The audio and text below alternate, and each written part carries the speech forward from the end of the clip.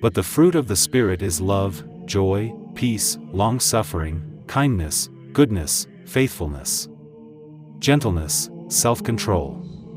Against such there is no law. And those who are Christ's have crucified the flesh with its passions and desires. If we live in the Spirit, let us also walk in the Spirit.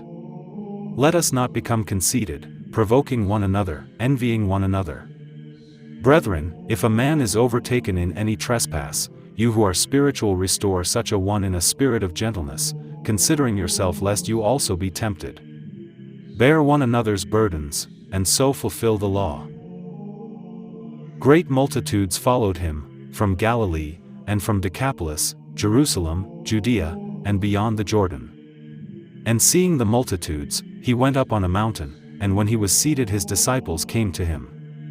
Then he opened his mouth and taught them, saying, Blessed are the poor in spirit, for theirs is the kingdom of heaven. Blessed are those who mourn, for they shall be comforted. Blessed are the meek, for they shall inherit the earth. Blessed are those who hunger and thirst for righteousness, for they shall be filled. Blessed are the merciful, for they shall obtain mercy. Blessed are the pure in heart, for they shall see God. Blessed are the peacemakers, for they shall be called sons of God. Blessed are those who are persecuted for righteousness' sake, for theirs is the kingdom of heaven. Blessed are you when they revile and persecute you, and say all kinds of evil against you falsely for my sake. Rejoice and be exceedingly glad, for great is your reward in heaven, for so they persecuted the prophets who were before you. Therefore I have reason to glory in Christ Jesus in the things which pertain to God. For I will not dare to speak of any of those things which Christ has not accomplished through me, in word and deed, to make the Gentiles obedient. In mighty signs and wonders, by the power of the Spirit of God, so that from Jerusalem and round about to Illyricum I have fully preached the gospel of Christ. And so I have made it my aim to preach the gospel, not where Christ was named, lest I should build on another man's foundation. But as it is written, to whom he was not announced, they shall see, and those who have not heard shall understand. For this reason I also have been much hindered from coming to you. But now no longer having a place in these parts, and having a great desire these many years to come to you. Whenever I journey to Spain, I shall come to you. For I hope to see you on my journey, and to be helped on my way there by you, if first I may enjoy your company for a while. But now I am going to Jerusalem to minister to the saints.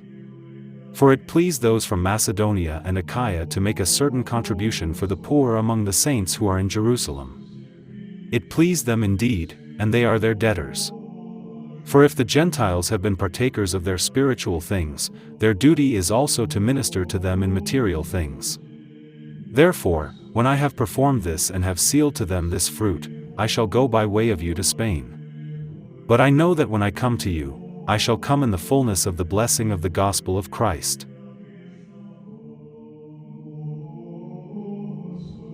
While he was still talking to the multitudes, behold, his mother and brothers stood outside, seeking to speak with him. Then one said to him, Look, your mother and your brothers are standing outside, seeking to speak with you. But he answered and said to the one who told him, Who is my mother and who are my brothers? And he stretched out his hand toward his disciples and said, Here are my mother and my brothers. For whoever does the will of my Father in heaven is my brother and sister and mother. On the same day Jesus went out of the house and sat by the sea. And great multitudes were gathered together to him, so that he got into a boat and sat, and the whole multitude stood on the shore.